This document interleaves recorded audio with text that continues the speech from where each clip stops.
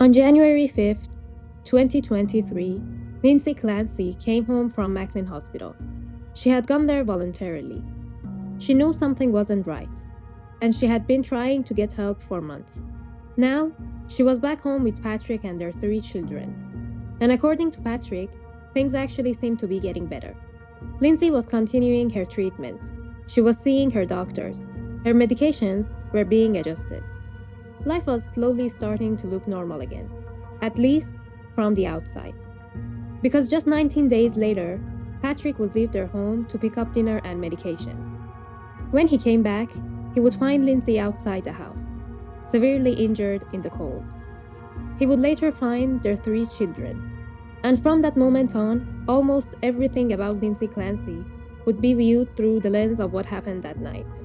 But I don't want to start there, not yet, because there were 19 days between McLean and January 24th. And those 19 days matter.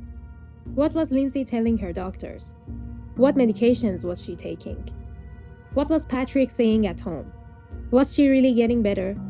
And was there anything happening behind closed doors that nobody understood until it was too late? Or are we having the full story? In the first episode, we got to know Lindsay and Patrick before their lives became a headline. Today, we pick up exactly where we left off. January 5th, 2023.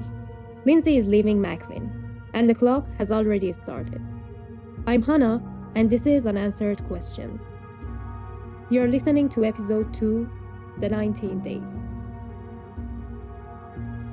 January 5th. Home.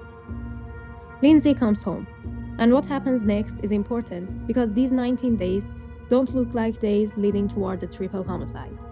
They look like family life.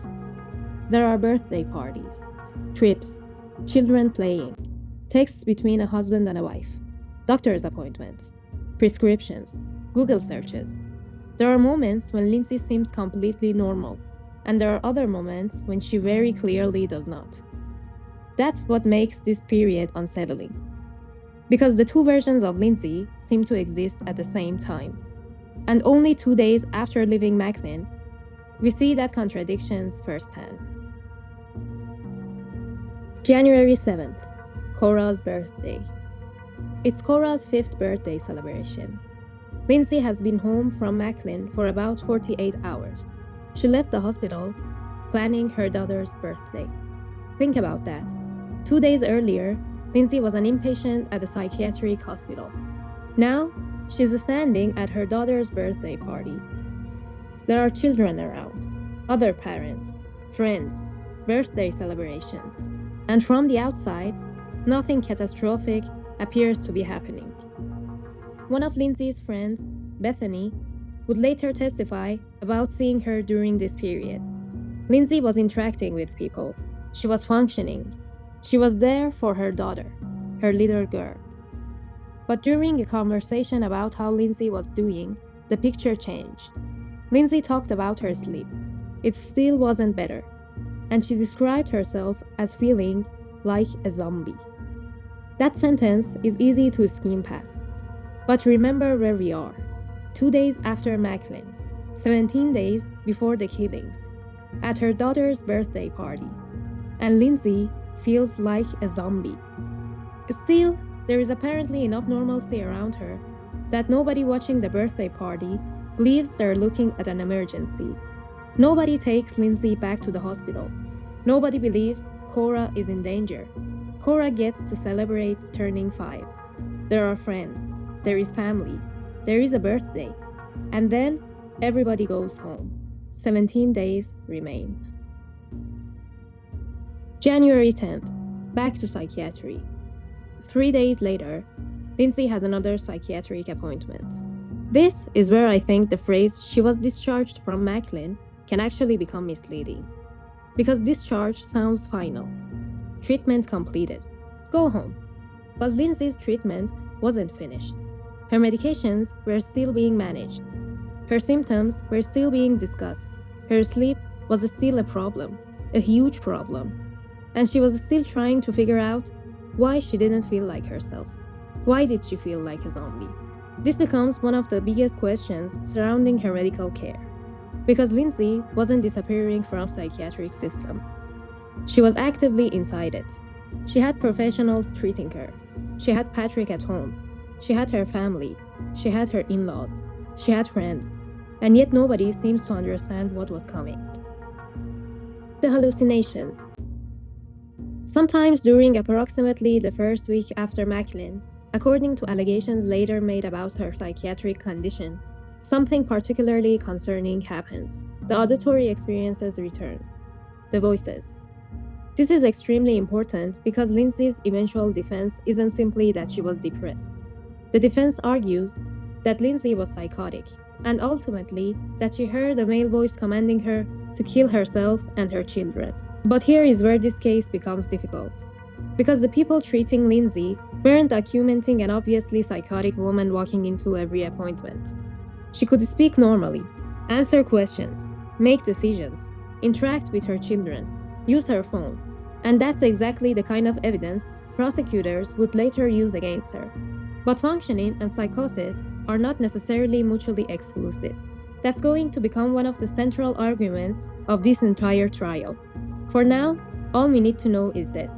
Lindsay is home with the kids and Patrick, and whatever is happening inside her mind isn't over. A voice is commanding her to kill herself and the children. A male voice. January 15th. The water park. Then comes another completely normal family day. The Clancys go to a water park. And this is exactly why I wanted to reconstruct these 19 days instead of simply telling you that Lindsay was mentally ill. Because look at what we're actually seeing here. January 7th, Cora's birthday. January 15th, a family water park outing. These are memories most families would put in a photo album. If you were looking at photographs without knowing what would happen next, would you see a danger? Probably not. Patrick doesn't seem to, and that matters. Because Patrick would later describe believing Lindsay was improving. The family is doing things together. Lindsay is a functioning mother. She's at home. The children are still with their parents. But privately, there's still another story developing. Or was she really getting better and something else happened? January 16th, 8 days before. Cora goes skiing with Patrick. Lindsay stays home with Dawson and Callan. Patrick later says he felt comfortable leaving the boys with Lindsay because she seemed better. She was more active. She was going to the gym. From his perspective, she appeared to be improving. Throughout the day, Patrick and Lindsay exchange photos. At one point, Lindsay sends him a picture of herself smiling with Callan. Nothing happens to Dawson and Callan that day. Patrick and Cora come home. And on paper, January 16th looks completely ordinary. But Cora has 8 days to live. And this is where one of the darkest theories about Patrick comes in. If Patrick truly had no idea what was coming, then this was simply a father taking his daughter skiing. A normal day that later becomes one of their final memories together. But people who question Patrick have suggested another possibility. If he knew that something was going to happen to the children, was this trip intentional? Was Patrick choosing to spend one last day alone with Cora before a plan involving Lindsay and the children was carried out? Was this, in some way, his goodbye to her? There is no evidence proving that. There is no message, document, or testimony showing Patrick viewed January 16th as a final day with Cora. But if you're examining the theory that Patrick knew more about January 24th than he later admitted, then the timing of this trip becomes difficult to ignore. 8 days before Cora dies, Patrick separates her from the rest of the family and spends the day alone with her. And at the same time, he leaves Dawson and Callan with Lindsay, despite already knowing that Lindsay had recently required psychiatric hospitalization and had experienced thoughts involving herself and the children, although he denies knowing about the thoughts about children. Patrick's explanation is simple. He thought she was getting better. The alternative theory is much darker, that leaving Lindsay with the boys wasn't about trusting her recovery at all. That Patrick already knew she could be left alone with them because January 24th, or something like that, was already part of a larger plan. Again, that's a theory, not established evidence. But it's a theory worth remembering when we get to the final day, because January 16th gives us an earlier version of the exact situation that will happen again. Patrick lives. Lindsay stays behind with the children. Only this time, everyone survives. 8 days later, they won't. January 17th, another medication. The next day, Lindsay's medication treatment changes again. Amitriptyline enters the picture. And this is where the calendar starts becoming uncomfortable. January 5th, McLean discharge. January 7th, Cora's birthday. January 10th, psychiatric follow-up. January 15th, water park. January 16th, Cora goes skiing with Patrick. January 17th, another medication change. 7 days remain. And Lindsay is still trying to understand what's happening to her mind. The text to her friend. Around this period, Lindsay communicates with her friend Amy Bevins. And this is another glimpse inside Lindsay that Patrick, the children, and everyone else around her couldn't necessarily see. Lindsay talks about having experienced dark thoughts. She associates these thoughts with medication. But what's particularly interesting about the conversation is that Lindsay isn't completely hopeless. Amy would later remember Lindsay expressing hope. She believed that coming off or changing medication might help. That's such a strange detail knowing what would happen next. Because Lindsay isn't behaving like someone who has simply given up.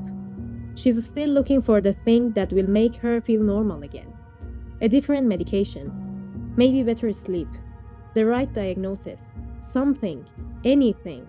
And while Lindsay is having those conversations privately, she is still being a mother. January 20th, 4 days left. By January 20th, there are only 4 days left. And this is where the digital evidence starts becoming especially interesting. Lindsay's phone contains searches that day for terms including, can you treat a sociopath, psychosis, and benzo withdrawals. The day before, January 19th, her phone had also been used to search for hallucinations. Now, prosecutors can look at those searches and say something fairly straightforward. Lindsay was functioning. She was using her phone, researching subjects, communicating and thinking coherently enough to seek out specific information. But I think the searches themselves raise another question. Why is a woman who supposedly seemed to be improving still searching for hallucinations, psychosis, and benzo withdrawal, just 4 days before her children are killed?